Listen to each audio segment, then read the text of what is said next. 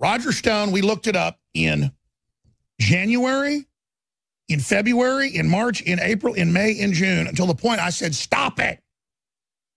Said the key is the illegal getting of the Fisa warrant, the fake dossier, the targeting, them lying about it, perjuring to Congress, Comey saying Trump is crazy, quote, insane. The key is that we have them open and shut beyond Nixonian, who he worked for. In fact, the only member of the so-called plumbers to not go to jail because he wasn't involved. The point is that Roger is absolutely the person that broke this, all of this, and now Congress, Jim Jordan, Gates, who I know Roger helped get elected, is saying they've seen it, Obama ran it, devastating, they're going to prison. They said major officials are going to prison. They said because they're so dumb, like the memos reportedly had them going, we can't let him get in, he's bad, let's make stuff up. We need an insurance policy. It's the same, it's the president saying it. And Rice and all them. So, Stone, you have been absolutely on target like nobody else I know. It's just true. It's true. I mean, I really respected you before, but it's getting crazy how accurate you are. Without getting into sources and things, because obviously you didn't just pull this out of your rear end, you have advised the president the whole time this is the proper course. So what's the next shoe to drop? Because, I mean, this is amazing, the crimes they've committed. Well, Alex, it's the biggest abuse of power that we've ever seen in American history by any president. It makes what happened in Watergate pale in comparison. Essentially, Barack Obama, working with the Clintons, doctored up a phony dossier to use it as a rationale to convince the FISA court to issue warrants to conduct political espionage on the Republican candidate for president and his campaign. That is a constitutional crisis like we have never had. And now they are busted red-handed. Back when Circa News first reported that 30,000 Americans were illegally under surveillance, and the court had even admonished the NSA not to do it, that it violated the Fourth Amendment, and they did it anyway. The great lesson of Watergate, as you know, Alex, is no person is above the law. Well, we're about to find out, because Mr. Clapper, Mr. Brennan, Ms. Rice, Valerie Jarrett, this list goes on of the co-conspirators, they need to see jail time. Our Constitution isn't some joke. We're a nation of laws, and they cheated to try to steal an election. That's right. I know some of it was sources, but the president obviously never told you classified information. But once he got in, he knew he was being spied on. He even said that. The boldness of them on CNN, on MSNBC, New York Times, Washington Post, you and I by name, already played the clips twice today. I'm not going to play them again, saying Jones and Stone are liars. They're the source to the president. They were being spied on. No, they said when he was president-elect they were spying on him. Then they pulled that back and said they weren't, and then acted like they never said it. I mean, the level of lying in plain view is crazy. No, remember when they asked Clapper about this under oath, he started to something say, well, it's too sensitive, I can't talk about it. Of course, that's why we have congressional hearings. They are so busted, Alex. And the arrogance of it all revolved around the fact that since Hillary was going to surely win, there'd be no exposure on their emails. That was the arrogance. They were sure. Where is it? I've got it around here. Where's my Madam President? I guess they already hung it back up. They were so sure of the Madam President that why not just do whatever they want and run roughshod? Because they were planning to shut down the press, arrest everybody. I mean, they told folks they were coming after us as soon as they got in. They were going to go full authoritarian. Oh, there it is. I didn't see it there. They were going to go full authoritarian, but it didn't work, did it? I mean, this is epic. And the dissembling and the look at the USA Today headline that says Trump claim of wiretapping debunked. No, it wasn't debunked. In fact, Judge Andrew Napolitano was right on the money when he said that Trump had been spied on. So it is amazing how the worm has turned. And I think, in all honesty, huge credit has to go to Congressman Jim Jordan, Congressman Matt Gaetz, Congressman DeSantis. These guys have done a great job. They have been dogged while the country club Republicans were too busy at their cocktail parties talking about how embarrassing Donald Trump is. These guys understood their constitutional duty as members, and they have, and Trey Gowdy should be added as well. That's right. They were not sunshine patriots. No, they were fighters. They know why they got to Congress. They didn't get to Washington and get lost in the system and decide that it's go along to get along. They weren't afraid to make waves. I think huge credit's got to go to those guys. And Nunes, too. All of them are presidential material now. But at the same time, someone needs to examine Adam Schiff, because he appears to be part of a cover-up. How is it that every Democrat on the Intelligence Committee voted against the release of these materials? How is it that no Democratic member of the House has bothered to go to a special room that they've set up where you can examine those documents? By the way, that's the next question. Nunes, Jordan, they're all trying to get it released.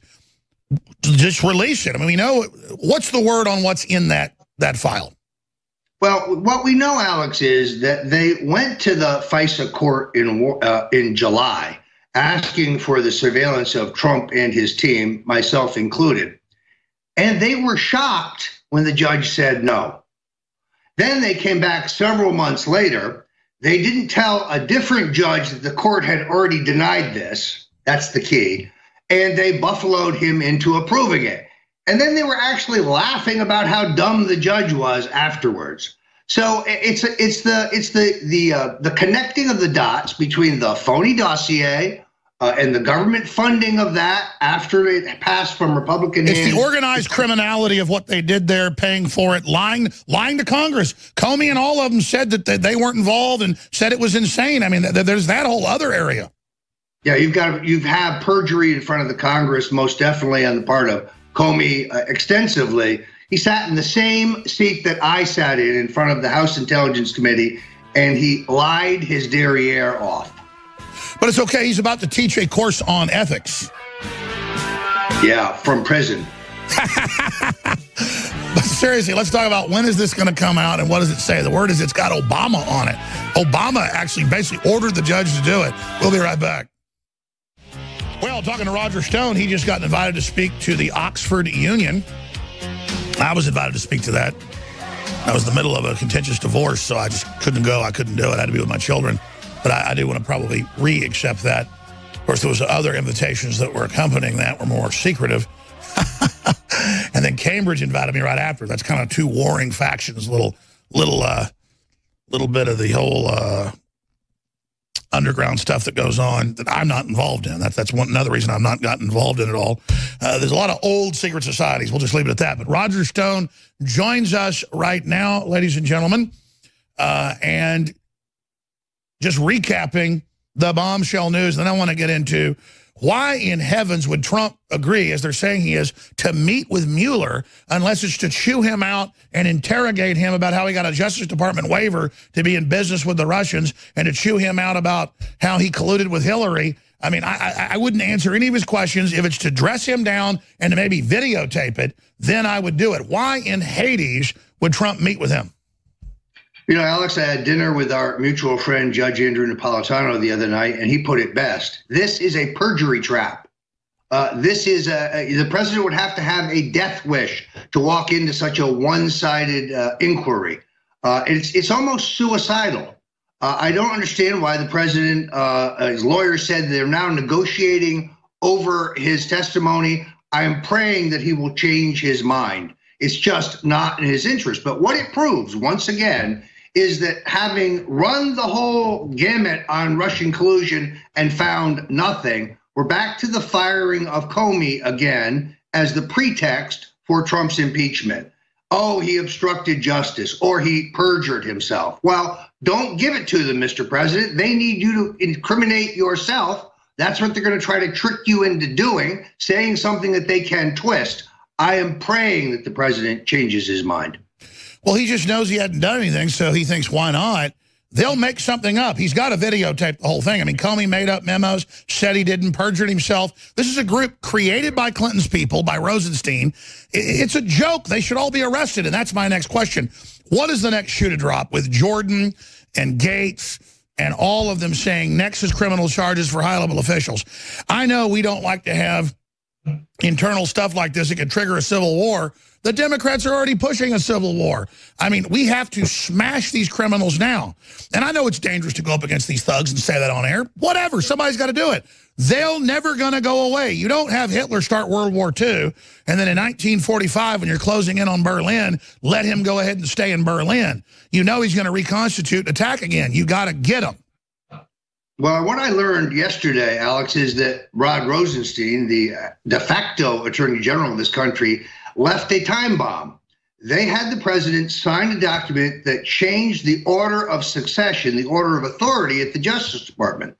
So in other words, if the president ordered Jeff Sessions to appoint a special counsel in Uranium One, and he declined, he would need to resign. It would then go to Rosenstein. Well, that's a dead letter, but if the president fired Rosenstein, it now doesn't go to the Solicitor General, as it did under Nixon in the Archibald Cox filing. It goes to a woman named Nancy Brands, a deep stater, a Bushite. Then it goes to another Bushite. Then it goes to another Bushite. The president would have to get 6 deep in his own administration. So they're preparing shark teeth of BS to just continually work against him in the country. Well, then what does he do about a manifest fraud like that? I mean, this organized Clinton cabal that's still involved in mutinous hijacking. Well, I would fire Jeff Sessions immediately, and I'd get myself a fighting attorney general. So let's be clear, Sessions did this. Sessions just enabled the Clintonoids to stay in power. Yeah, basically, I'm sure they said, we're making some structural changes at the Justice Department, Mr. President, just sign this. It's unimportant. It's just unimportant. And they go, by the way, McCabe's your best friend. He's real reasonable when he led the cabal against you. And I mean, exactly. It's like, McCabe likes you, sir. He's very fair. And then McCabe's leading the cabal against you. They don't tell him that. It's time for 5 a.m. raids at their apartments to seize their computer records.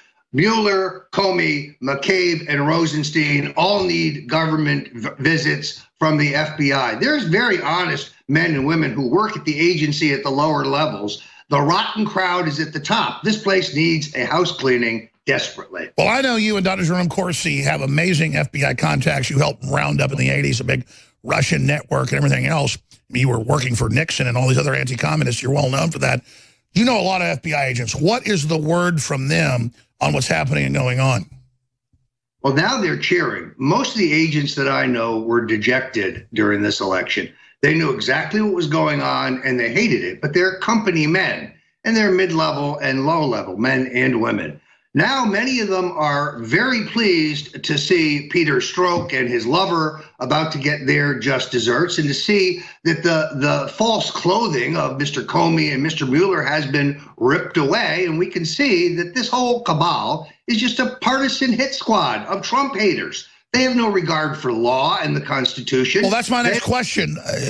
Who is going to go to prison? Because you don't usually hear these congressmen and women saying folks are going to prison. The stuff in this memo is 50 times worse is what they're saying than what was in the emails and texts where they're like, let's frame the president. I mean, that's incredible proof right there. If this is way worse and just insane, they're saying, what's the word? Do you have any intel? And who's going to get indicted? Well, I think the key thing for people to understand is this is the use of the U.S. government's authority and power for purposes of partisan political espionage. 10 times worse than what happened in Watergate. And I have to believe that this goes all the way to Obama. There's no way that the Obama NSA was wiretapping Americans, surveilling Americans, without the authority of Obama himself, which means Valerie Jarrett knew, which means Susan Rice knew, Brennan, Clapper, right on down the line. This entire nest of criminals needs to be indicted, convicted, tried, and sent away. We are a nation of laws. Let me remind you, liberals, once again, no person is above the law. Sound familiar?